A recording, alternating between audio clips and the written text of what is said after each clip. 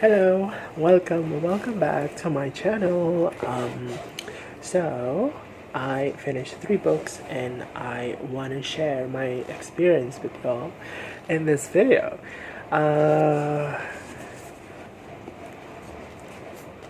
Here they are. So the first one is a book by Julio Llamazares. This is called The Yellow Rain. This book was originally written in Spanish. It was translated to English by Margaret Jull Costa. And this book was originally published in 1988, I think. And this was one of those books that I had a pleasantly surprising experience with. Mainly because, number one, I didn't know who the author was before I started reading this book, and so I went into this book totally blind. And I didn't know anything. I didn't know what to expect. So this book revolves around this old man who lives in a village with his wife. And turns out that they are the only ones who are left in that village. So the village name is Amélie, and it's situated somewhere in the Spanish Pyrenees. So the village is somewhere like on the mountainous area. And all the other villagers, they have left the village because they wanted to find better opportunities somewhere. And so we get this vibe of really strong vibe of desolation, despair in this novel.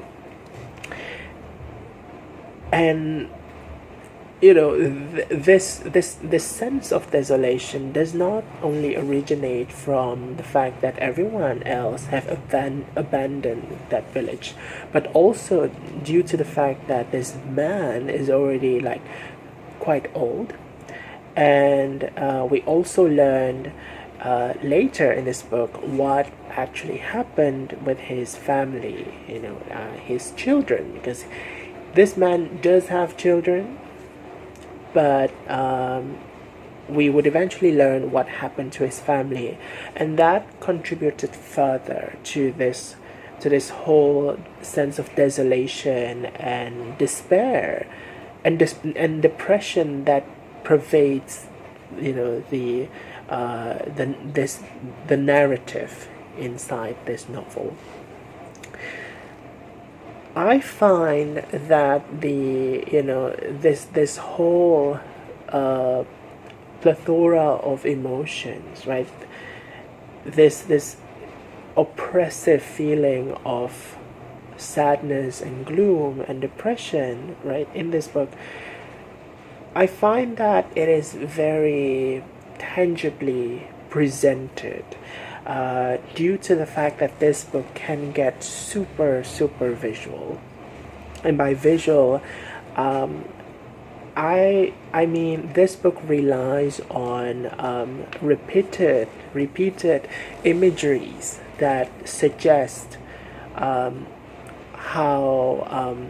intense the despair that this old man is feeling, living in this village, out of this sense of loyalty to this particular village. And those imageries that are often used are things like rain, autumn, the cold, and also, most importantly, the color yellow. So yellow, it appears plenty in this book. I mean, the title is The Yellow Rain. And it really reminds you of this kind of, I have some kind of word association in my head when I read this book, and when I see those imageries, I would associate yellow with autumn and rain, and also with old age, with with a sense of an ending, decay, and therefore despair, abandonment, death, all of those keywords, are very relevant to the story. Now, this is the kind of book where I would say not so much happens. Mostly it's just about this old man just staying back at that village, and we see how his state of mind just kind of changes as time passes, and his state of mind just kind of I would say shifts in such a way that he begins to feel surrounded by ghosts of his past. And as to the nature of those ghosts, well, I don't want to comment too much because I think that is kind of juicy. Well, what I personally would consider as juicy. Yeah. But yeah, it feels, it is juicy in the sense that it is really relevant in providing the kind of insight as to what is going on with this old man's psyche. So yeah, and also one thing, right? The narrative surrounding this old man's character is very much tied to this village, and it almost feels like the sense of desolation that we're getting from this village, how this village appears to be crumbling, right? Or at least that's how it is portrayed in this book. It is also crumbling. I mean, you can also say that it's crumbling because this old man sees it and feels like it is crumbling.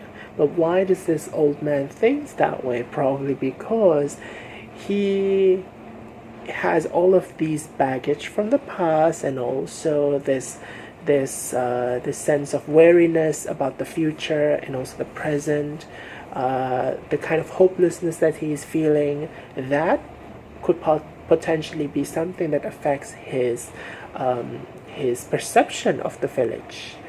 So it's like the village and this old man, they're kind of like feeding from each other, if that makes sense. They kind of interact in such a way that they sort of become like they melt into one unified entity, if that kind of makes sense. But I don't know, it might not make sense. but yeah, that was what I felt when I was reading this book. So, those of you who have read this book, what did you think about it? Like, did you enjoy it? I personally enjoyed this book.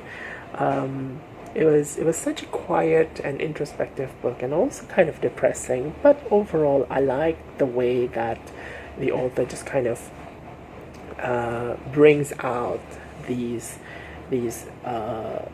various kinds of negative emotions, right, that the character is feeling, and it kind of tied it to the fact that to the concepts of death and of decay, and how those things are just kind of actually just kind of normal, but the words used in this book, they just bring out the intensity of those things. So yeah, I like this. Moving on to the next book, also a translated novel, and this one is by a favorite author of mine. This is by Amélie Nothomb. It's called Sulphuric Acid. And this book was originally written in French. Amélie Nothomb is a Belgian writer, and this was translated to English by Shaun Whiteside. Now, this book was originally published in French in 2005, and I'm not sure how many Nothomb books I have read. I've not read all of them, but she's quite a prolific author. I've only read like 5 or so. I don't remember, but I really loved Fear and Trembling. And I would still suggest that if you guys are interested in reading something by Nothomb, you could start with Fear and Trembling. And because this author is like a favorite author of mine at this point, I kind of become a little bit more critical. So I would say, unfortunately, sulfuric acid didn't really work with me as much as her other works. I gave this one 3 out of 5 stars. So, like all of her novels that I've read before, this book is short. I actually read this within, I don't know, I think about 4 hours. That was how quickly I read this book. So yeah, definitely the writing was easy to read. So that's a plus point. What is this book about? So in Sulphuric Acid, we follow 2 characters basically. The description at the back only focuses on one of the characters. So basically, what happens is that in the world of sulfuric acid, it is set in a sort of like a dystopian society where there is a reality TV show in which people from the general populace are being rounded up, and they are made to be the prisoners in this reality TV show. And then another group of people are recruited to become the guards in this TV show. And this reality TV show, it's called Concentration. Yeah. Central to this book are 2 characters. One of them is a young woman named Panonique. So Panonique was rounded up alongside some of the people, and she was brought to this reality TV show, but really just a concentration camp, to be forced to become a prisoner. And so basically, as prisoners, they are subjected to constant abuse and beating by the guards. Now, also, on the other hand, there was another character, a young woman of the same age named Zdena, and she was recruited to become the guards. Now, Zdena has always felt like she was a failure in life until the time when she was recruited as the guard. And as a guard in this TV show, they are, the guards are allowed to do whatever they want to the prisoners as long as they can, as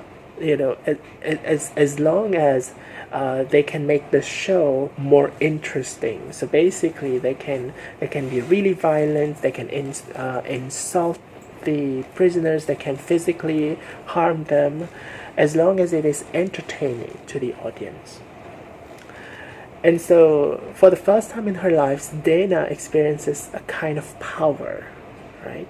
And already there is this really interesting exploration on power dynamics when you have like, a bunch of people being made as prisoners and a bunch of people being made as guards, authority figure of sorts, right?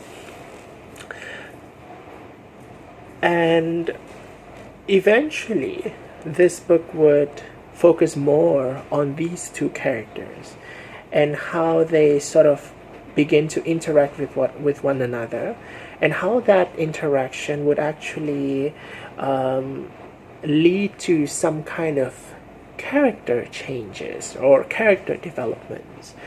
Banonique, unfortunately for her, finds herself under the spotlight due to the fact that she is, well, according to what was written, beautiful. And this whole concept also kind of plays around this idea of, the gaze and spectacle, and how the public just sort of have this hunger towards a kind of spectacle that isn't necessarily beautiful, but also gruesome and also violent. And basically that's pretty much the whole concept that belies the existence of this reality TV show. What I notice is that this book focuses a lot more on the interior of these two characters, right? Which is okay. I think that's great, because it's like instead of going towards or focusing on the bigger ideas or bigger concepts, abstract concepts like violence or reality TV media consumption or power dynamics. I mean, it touches upon all of these things, but the focus is more on the character changes, which I think is great. But at the same time, because this book is quite short, it also doesn't seem to sufficiently explore these two characters and how they kind of change each other, sort of. The kind of relationship that these characters have with each other can be described as kind of uncomfortable. But I think this discomfort can also be a great source for narrative potential. But because the book was short, right, I felt that it was quite rushed. And so it feels like I was reading an extended synopsis of what could have been going on between these two characters. So yeah, that was my main issue with this novel. I can still sense the voice of the author here, which is great. Although I would say that this was probably not my most favorite book by Amélie Nothomb. Anyway, moving on to the third book, and this is a book that I finished recently, Rivka Galchen's Everyone Knows Your Mother is a Witch. This book, I borrowed this from the National Library. When I first started this book, I was not particularly keen on the tone of the book. But before I talk about that, let's just, I'll just introduce to you briefly what it's about. So this book is based on the true story of Johannes Kepler's mother, Katharina Kepler, who lived in the 17th century Germany. And apparently, Katharina was accused of being a witch. And with that accusation, there is a possibility of torture and also death punishment. And basically, this book follows what happens after Katharina was accused of as a witch, and we learned why she was accused as a witch, and what are the aspects of Katarina's life and personality that would eventually lead her to being accused as a witch. Oh, and also what were the things that were going on with the society at the time that that led to this accusation. And the story would eventually follow, how the defense was made.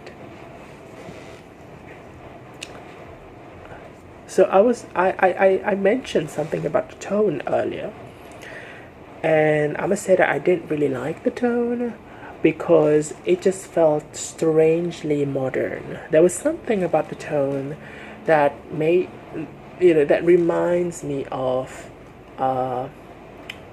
modern North Americans. So that was kind of bizarre.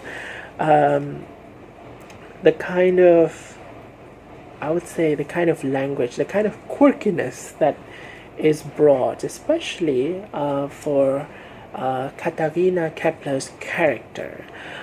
She is described as an elderly woman who has very strong opinions on things, who doesn't really care so much about what other people think about her.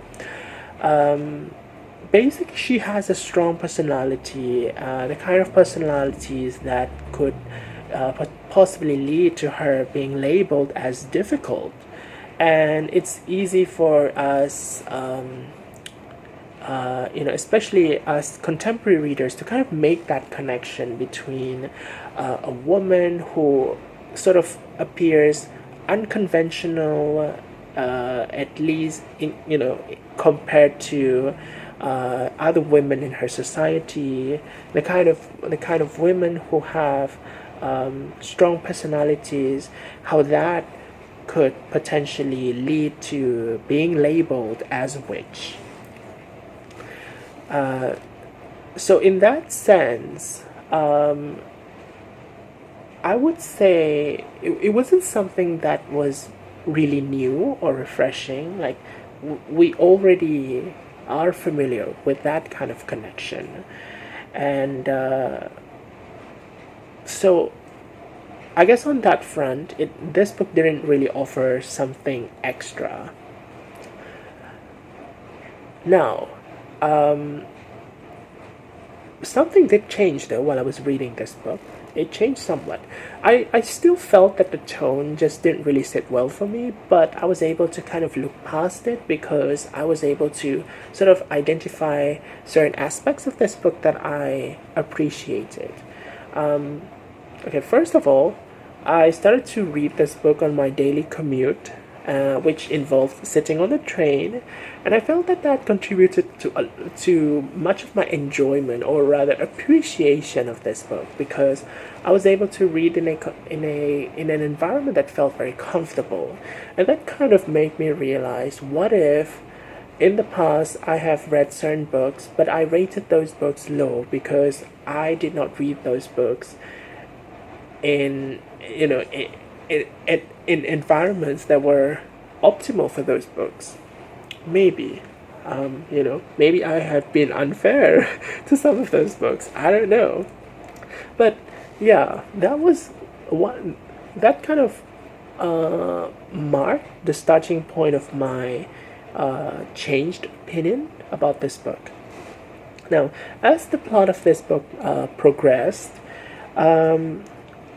you start to get a sense of who Katharina is as a person, or at least how the author intends to paint Katharina, and you begin to see more of her personality, more of her personhood, and I would say I appreciate the kind of details and attention that was injected onto the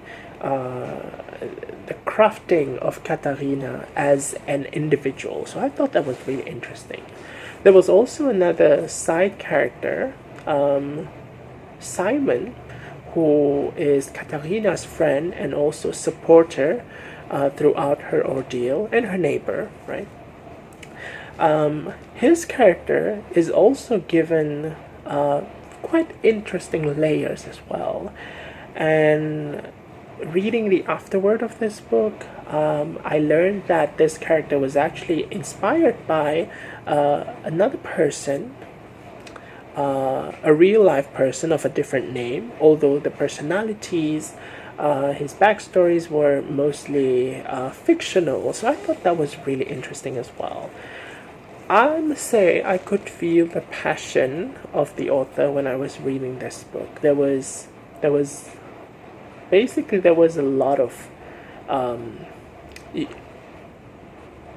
lot of passion that you could feel. I'm not sure how else I can explain that, but it was just something that I felt. But yeah, overall, I give this one 3 out of 5 stars. I still do think that, there were certain parts that didn't really, that I wasn't really too enthusiastic about. But overall, I do think that this book was a nice read. So those are all of the books that I have finished. So very briefly, what I am currently reading at this moment, I am about to finish this book by John Steinbeck of Mice and Men. I started reading this book today. I think today morning, and because it's short, so I'm about to finish this. I am also reading this book by Fumiko Enchi.